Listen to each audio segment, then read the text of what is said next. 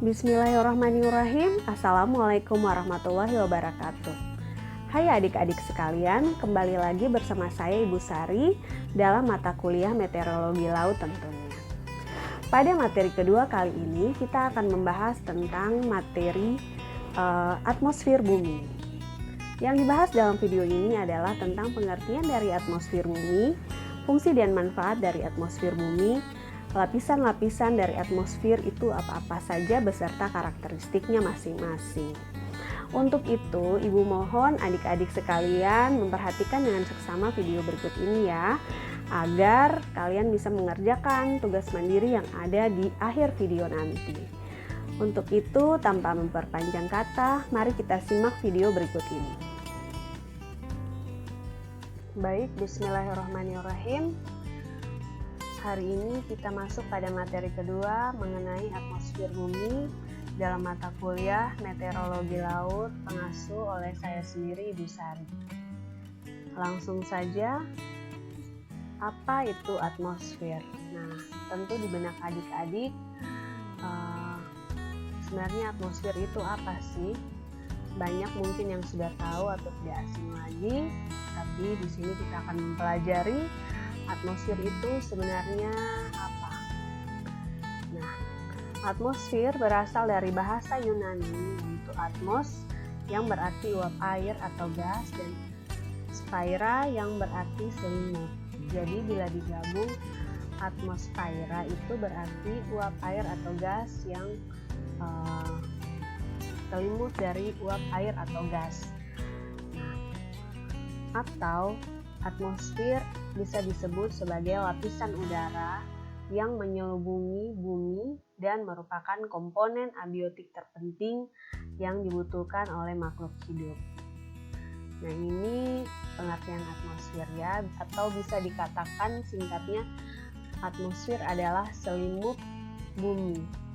Selimut bumi yang terdiri dari uap air atau gas. Nah, kita lihat di sini. Atmosfer itu kenapa disebut sebagai komponen abiotik terpenting? Kenapa demikian? Karena kita lihat ilustrasinya adalah manusia, kita makhluk hidup ini bisa hidup di bumi karena adanya atmosfer ini. Bayangkan kalau di planet bumi tidak ada atmosfer, tidak ada selimut ini, selimut kata kalau tidak ada selimut bumi ini, apakah makhluk hidup bisa hidup di bumi? Tentu tidak bisa. Kalau komponen abiotik lain tidak ada, kita masih bisa bertahan beberapa hari. Misalnya kalau air tidak ada, ya 2, 3, 4 jam, 5 jam, 18 jam, 24 jam masih bisa hidup. Mungkin akan mati dalam butuh waktu yang agak lama ketimbang kalau tidak ada atmosfer atau lapisan udara yang di dalamnya ada O2. Misalnya kita manusia, kalau tidak dalam ruang yang hampa udara, otomatis kita langsung mati dalam hitungan detik atau menit saja, kita pasti sudah mati karena tidak bisa bernafas. Nah, begitulah pentingnya atmosfer sebagai penyokong makhluk hidup ya di bumi. Lanjut lagi, kita lihat di sini, sebagai pelindung bumi, atmosfer memiliki beberapa sifat. Nah, kita lihat yang pertama, atmosfer itu dia tidak berwarna, tidak berbau, dan tidak berwujud. Hanya bisa dirasakan oleh indera perasa. Indera perasa di sini adalah hidung ya. Kemudian sifat yang kedua, memiliki berat sehingga menyebabkan tekanan.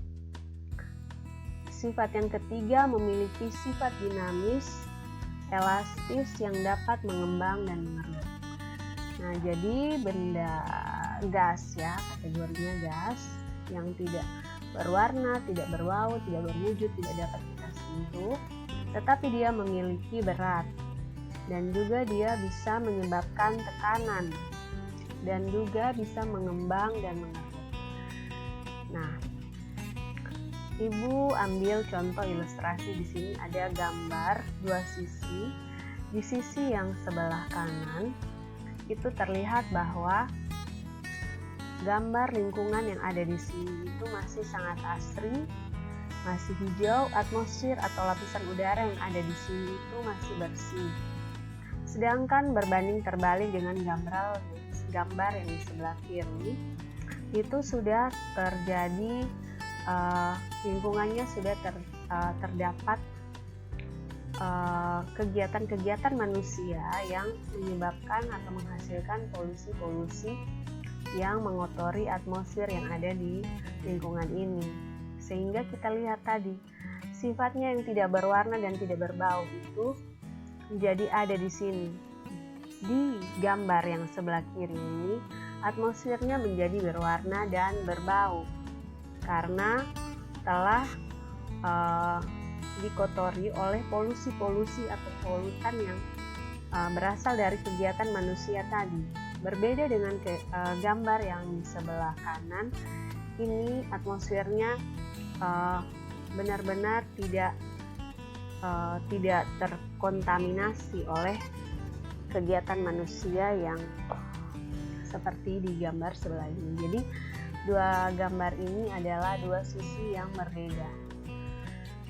Ya, jadi atmosfer memiliki sifat yang seperti ini semua sifatnya itu bisa hilang dengan adanya kegiatan manusia yang ada di sebelah kiri. Lalu kita lanjut lagi ke berikutnya adalah unsur-unsur penyusun atmosfer. Kita lihat di sini, Ibu buat dalam bentuk grafik. Unsur yang tertinggi adalah unsur nitrogen atau N2, di sini 78,0%. Kemudian unsur yang tertinggi kedua adalah oksigen, ya oksigen 20,94%. Yang ketiga adalah unsur argon 0,93%. Yang keempat dan kelima ini sangat rendah sekali ya kalau di grafik kita lihat. 0,03 ini adalah CO2 atau karbon dioksida dan sisanya adalah unsur-unsur lain. Jadi yang tertinggi di atmosfer adalah nitrogen, yang kedua adalah oksigen. Untuk lebih jelasnya kita lihat pada tabel berikut ini. Nah, ini adalah tabel unsur-unsur penyusun atmosfer. Nah, ada gas utama, unsur utama tadi yang ada di grafik sebelumnya kita lihat ya. Di sini juga bisa dilihat volume dan manfaatnya. Seperti unsur N bermanfaat bagi tumbuhan. Oksigen bagi pernapasan makhluk hidup baik manusia maupun hewan. Argon belum diketahui, belum tahu manfaatnya apa, nanti kita cari tahu bersama-sama. Karbon dioksida ini juga tentunya adik-adik sudah tahu ya dalam proses fotosintesis tumbuhan. Kemudian ada gas penyerta permanen yaitu neon, helium, krypton, xenon, dan hidrogen. Nah, fungsinya juga adik-adik bisa lihat di tabel ini. Kemudian ada gas penyerta tidak permanen yaitu ozon. Yaitu dia fungsinya ini juga sangat penting, menyerap ultraviolet dari matahari. Kita lanjut lagi ke fungsi atmosfer. Sudah cukup jelas ya, fungsi yang paling penting pertama adalah mengurangi radiasi cahaya matahari yang sampai ke bumi pada siang hari dan pada malam hari sebagai penghilang rasa panas yang berlebihan. Nah, kita lihat di sini, kita kembali tadi kita ingat bahwa atmosfer adalah selimut ya, selimut bumi. Jadi kita bisa tahu bahwa dengan adanya selimut bumi ini, radiasi sinar matahari yang begitu tinggi bisa dikurangi dengan adanya atmosfer, dan juga sebagai penghilang rasa panas yang berlebihan di malam hari. Ini semua karena adanya atmosfer, dia bisa mengurangi radiasi dari sinar matahari tadi, sehingga yang sampai ke bumi itu yang aman bagi makhluk hidup.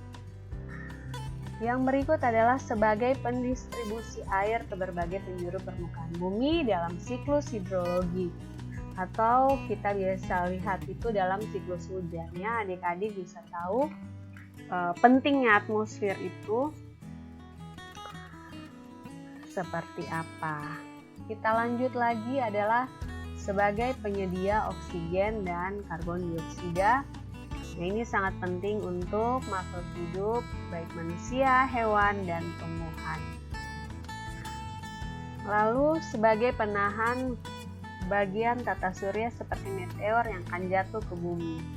Jadi dengan adanya atmosfer, dia bisa mengikis atau mengurangi jumlah atau bahkan bisa menghancurkan meteor-meteor dari luar angkasa yang akan jatuh ke bumi. Jadi kalaupun ada yang jatuh itu sudah dalam ukuran yang kecil sehingga tidak terlalu merusak lingkungan di bumi. Jadi ini fungsi utama dari atmosfer. Kita lanjut lagi. Lapisan-lapisan atmosfer. Nah, kita lihat di sini. Layer of the atmosphere. Nah, kita lihat ada 5 lapisan pada atmosfer. Lapisan yang paling terbawah, yang paling itu lapisan yang paling dekat dengan bumi, yang berinteraksi langsung dengan bumi adalah lapisan troposfer.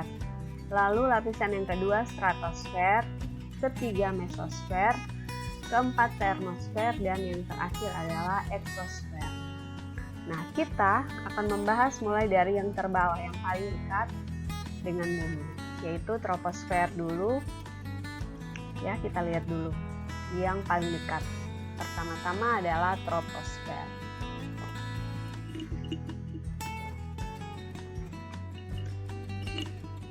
Troposfer merupakan lapisan atmosfer yang paling dekat dan berinteraksi langsung dengan permukaan bumi. Lapisan ini berada pada level yang terendah. Campuran gasnya paling ideal untuk menopang kehidupan di bumi. Kemudian lapisan ini adalah yang paling tipis. Dalam lapisan ini hampir semua jenis cuaca, perubahan suhu yang mendadak, angin tekanan dan kelembaban yang kita rasakan sehari-hari berlangsung. Jadi kehidupan kita, perubahan cuaca dan iklim itu yang kita rasakan itu semua terjadi di troposfer tadi, yaitu lapisan yang langsung dengan permukaan bumi. Troposfer ini. Kemudian yang berikut, setiap kenaikan suhu berkurang 0,6 derajat Celcius pada lapisan ini terjadi peristiwa cuaca seperti hujan, musim salju, kemarau, dan sebagainya. Lalu kita lihat lagi ya. Dari sifat-sifat tadi kita lanjut lagi. Komponen renik dalam troposfer. Kita lihat di sini. Senyawa, ada senyawa karbon, senyawa halogen, dan senyawa oksigen serta nitrogen. Senyawa karbon itu ada metana, karbon monoksida, terpen, dan formaldehid. Lalu senyawa halogen itu ada karbon tetraklorida, freon 12, freon 11. Senyawa oksigen itu ada ozon. Lalu senyawa nitrogen ada nitrogen oksida. Nah, ini adalah komponen renik atau senyawa-senyawa yang ada dalam troposfer. Kita lihat lagi berikutnya. Ya, lapisan kedua adalah stratosfer. Nah, kita lihat di sini stratosfer merupakan lapisan yang berada di atas troposfer. Kedua lapisan ini dibatasi oleh lapisan batas yaitu tropopause. Jadi ada lapisan batas antara stratosfer dan troposfer tadi adalah tropopause. Nah, pada lapisan ini terdapat gas ozon. Ketebalan stratosfer kira-kira 40 km. Altitude 10 sampai 16 km sampai dengan sekitar 50 km. Nah, jadi ini ketebalan stratosfer kurang lebih 40 km. Lalu dia memiliki tingkatan atau stratifikasi suhu seperti halnya pada lapisan troposfer. Jadi keadaan suhunya tidak terlalu berbeda antara stratosfer dengan troposfer. Stratosfer dapat menyerap serta mengurangi radiasi yang memancar dari sinar matahari karena 90% sinar ultraviolet akan tertahan pada stratosfer, sedangkan 10% sinar tersebut sampai pada permukaan bumi. Jadi bayangkan, dari 100% sinar matahari itu ada 90% sinar ultraviolet yang tertahan di stratosfer. Jadi yang sampai ke kita di bumi itu hanya 10% saja. Bayangkan, hanya 10% tapi kita merasakan panasnya, ya Allah.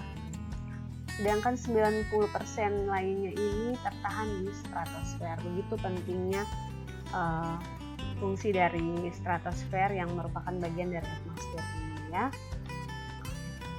Kita lanjut lagi. Jenis-jenis lapisan stratosfer.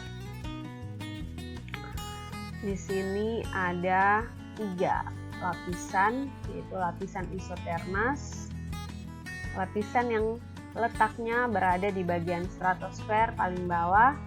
Lapisan ini memiliki jarak sekitar 20 km dengan lapisan di atasnya. Pada lapisan isotermis, suhu atau temperatur di dalamnya terbilang tetap dan tidak berubah. Jadi pada lapisan isotermas di stratosfer itu suhunya tidak terlalu berubah, ya, jadi tetaplah. Kemudian ada lapisan panas. Nah, bila pada lapisan isotermas suhu dan temperatur udara tidak berubah, maka pada lapisan panas terjadi peningkatan temperatur secara bertahap hingga ketinggian 45 km. Kenaikan suhu pada lapisan panas dipengaruhi oleh daya kerja gas ozon yang menyerap radiasi sinar ultraviolet dari cahaya matahari. Jadi lapisan panas ini terjadi peningkatan temperatur berbeda dengan isotermas yang tetap. Lalu yang ketiga adalah lapisan campuran teratas. Nah, karena letaknya berada di paling atas stratosfer, maka lapisan ini juga mengandung atau terdiri dari lapisan stratopause, yakni sebuah lapisan pemisah antara stratosfer dan mesosfer. Pada lapisan campuran teratas, suhu akan mencapai titik normal kembali. Jadi kalau ini temperatur atau suhunya terbilang tetap, kalau pada lapisan panas mulai berubah, sedangkan lapisan teratas dia kembali menjadi titik normal. Nah, ini jenis-jenis lapisan penyusun stratosfer, ada 3 ini, ya. Kita lanjut lagi. Yaitu yang ketiga, mesosfer. Mesosfer ini dia memiliki karakteristik, yaitu yang pertama berada di ketinggian antara 60 sampai 80 km dari permukaan bumi. Kemudian mempunyai suhu minus 50 hingga minus 70 derajat Celcius. Bayangkan betapa dinginnya itu. Terdapat suatu lapisan yang dinamai lapisan mesopause yang terletak di antara lapisan mesosfer dan lapisan termosfer. Jadi ada di antara itu selalu dinamakan dan pause, ya. Kalau tadi stratopause antara strato dengan meso, sekarang kalau meso dengan termo itu namanya mesopause. Kita lanjut lagi, lapisan ini merupakan lapisan yang berfungsi melindungi bumi dari jatuhan atau hantaman benda-benda langit lainnya yang jatuh ke bumi, misalnya itu meteor tadi, ya. Tadi di depan sudah dijelaskan fungsi utama dari atmosfer. Ternyata yang menindaklanjuti itu adalah pada lapisan ketiga, yaitu mesosfer. Ini fungsinya adalah mengikis benda-benda langit yang jatuh ke bumi. Jadi bisa ditahan, kalaupun jatuh, kalaupun sampai ke bumi itu sudah dalam kepingan-kepingan yang lebih kecil sehingga tidak terlalu merusak bumi. Kemudian mempunyai ketebalan sekitar 45 sampai 75 km. Cukup tebal juga. Semakin ke atas maka suhu akan semakin rendah. Jadi mesosfer itu semakin kita ke atas bagian dari mesosfer yang paling teratas itu semakin dingin, semakin rendah. Karena kita lihat di sini, suhunya saja adalah sekitar minus 50 sampai minus 70 derajat Celcius. Jadi sangat dingin. Kita lanjut lagi. Nah, ini adalah gambar yang menjelaskan ya. Tadi troposfer ini yang berinteraksi langsung dengan manusia. Pesawat bisa terbang dari sini di ketinggian ini di troposfer. Kemudian ada stratosfer. Nah, balon udara bisa terbang, bisa melewati stratosfer ini. Lalu ada yang namanya stratopause. Nah, stratopause inilah yang membatasi antara stratosfer dengan mesosfer yang tadi dijelaskan sebelumnya. Nah, di mesosfer ini ada terbangan meteor-meteor yang jatuh ke bumi. Sebelum sampai ke bumi itu difilter dulu oleh mesosfer. Jadi mesosfer ini fungsinya adalah mengikis atau mengurangi, melindungi bumi dari hantaman-hantaman meteor atau benda-benda langit yang jatuh. Jadi kalaupun sudah sampai ke bumi, meteornya sudah dalam bentuk ukuran yang kecil atau tidak membahayakan bumi. Itu karena adanya lapisan mesosfer. Nah, jadi ini gambarnya antara troposfer, stratosfer, dan mesosfer. Kita lanjut lagi ke lapisan yang keempat, yaitu termosfer. Termosfer, pada lapisan termosfer, nah termosfer ini juga sering disebut dengan ionosfer. Nah, pada lapisan termosfer atau ionosfer ini, sebagian molekul atau atom-atom yang berada di lapisan ini mengalami proses ionisasi. Karena terjadinya peristiwa inilah, maka timbullah yang nama lain dari termosfer, yaitu ionosfer tadi. Nah, karena ada proses ionisasi tadi, makanya nama lain dari termosfer juga adalah ionosfer. Nah, pada lapisan termosfer juga terdapat lapisan inversi, yaitu lapisan atmosfer yang menunjukkan semakin naik, maka suhunya semakin tinggi. Karena adanya lapisan inversi inilah, lapisan termosfer dan atau ionosfer ini mempunyai temperatur yang cukup tinggi hingga mencapai ratusan derajat Celcius. Makanya kenapa dia dinamakan termosfer, karena termos itu berarti panas, sangat panas. Jadi dia adalah bagian dari atmosfer yang memiliki suhu sangat tinggi. Ya, ratusan derajat Celcius. Bayangkan ratusan derajat Celcius. Kita di bumi yang baru 30 derajat, 32, 35 saja kita sudah merasa sangat panas. Apalagi kalau di termosfer itu sangat panas sekali. Karena keadaannya yang panas ini pula, maka lapisan ini disebut juga dengan lapisan termosfer yang artinya panas. Termos yang artinya panas. Nah, pada lapisan termosfer ini juga kita dapat temukan partikel-partikel ion yang memiliki fungsi sebagai pemantul gelombang radio. Nah, ini merupakan molekul yang sangat berguna bagi manusia, terutama dalam perkembangan teknologi komunikasi. Kita lanjut lagi ke lapisan-lapisan termosfer. Yang pertama adalah lapisan udara E. Nah, lapisan udara E ini terletak di antara ketinggian 80 hingga 150 km dari permukaan bumi.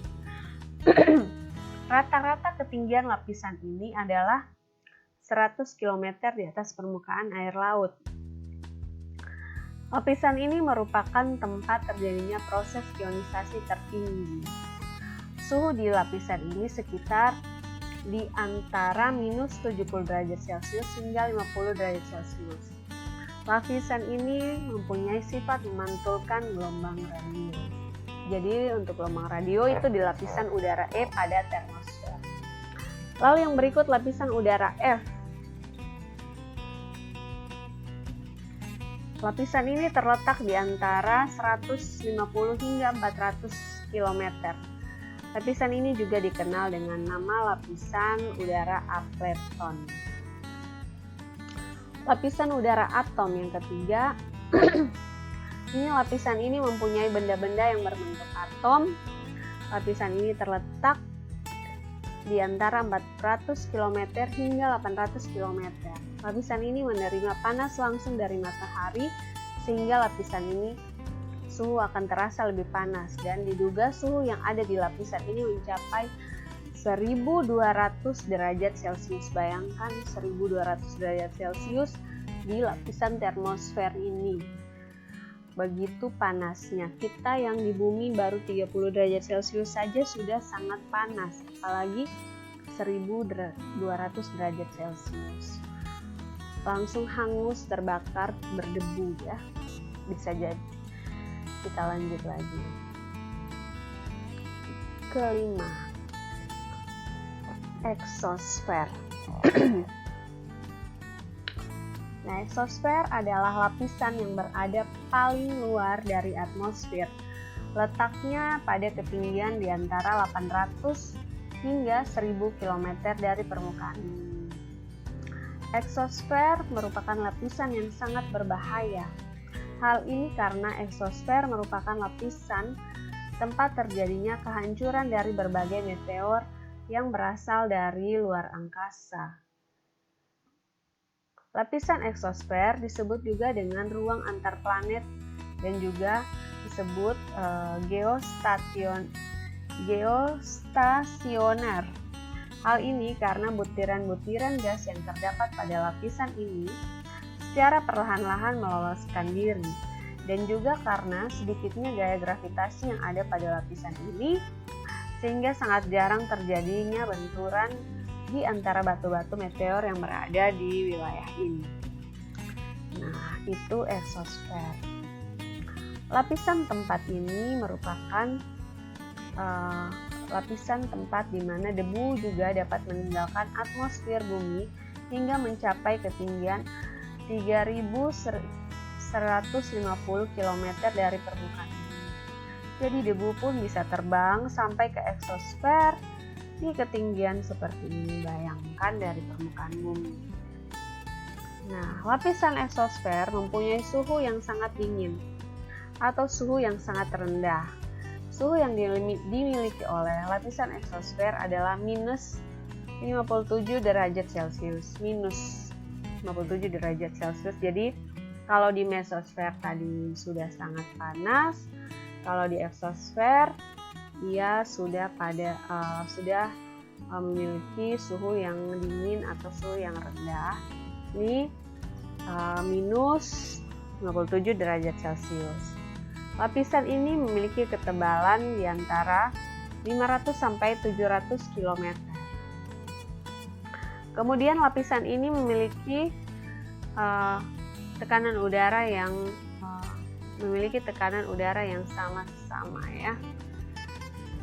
Kita lanjut lagi di sini.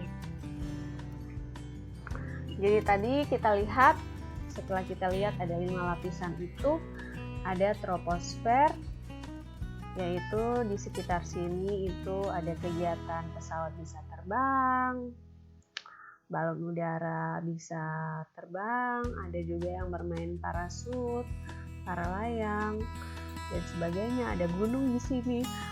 Jadi commercial aircraft itu biasanya berada pada troposfer, tropopause, dan stratosfer. Jadi kegiatan yang normali kita manusia itu dia sampai di stratosfer. Ada juga stratopause juga karena ada dia sempat sampai di mesosfer. Untuk gelombang radio dia di sini di termosfer ini sampai kembali ke bumi. Nah, di sini juga kita lihat ada meteor-meteor yang kalau mau jatuh dia tertabrak oleh mesosfer, jadi kalaupun sampai ke bumi tidak menghancurkan bumi. Lalu di sini juga satelit itu berada di eksosfer. Ada juga pesawat luar angkasa. Jadi ini lapisan ini permukaan laut. troposfer. Ini adalah bagian troposfer yang kita perlukan, kita interaksi sehari-hari. Troposfaus dan stratosfer itu di atas. Nah, ini kurang lebih seperti ini gambaran dari 5 lapisan atmosfer yang menyelimuti bumi. Jadi bayangkan betapa pentingnya atmosfer bagi kehidupan di bumi. Bayangkan kalau tidak ada atmosfer, maka tidak ada kehidupan di planet bumi. Jadi begitu pentingnya atau begitu urgennya atmosfer yang ada di bumi ini, karena fungsinya kita semua makhluk hidup yang ada di bumi ini terlindung. Ya, jadi seperti itu. Kita lanjut kepada tugas mandiri. Adik-adik, hanya ada 2 nomor saja, silakan dikerjakan. Ditulis tangan di folio bergaris atau HVS dan dikumpulkan minggu depan. Jadi tugas ini adalah yang pertama, jelaskan fungsi dan manfaat dari atmosfer bagi kehidupan di bumi. Yang kedua, jelaskan perbedaan dari kelima lapisan atmosfer beserta fungsi dari masing-masing lapisan tersebut. Ya, 5 lapisan ini adalah yang itu tadi: troposfer, stratosfer, mesosfer, termosfer, dan eksosfer. Ini ditulis tangan, minggu depan dikumpulkan. Ini referensi yang Ibu gunakan untuk membuat video pembelajaran ini. Jadi demikian penyampaian materi dari Ibu tentang atmosfer di bumi. Bila ada yang belum jelas, silahkan komen di kolom komentar atau nanti kita diskusi bersama di kelas.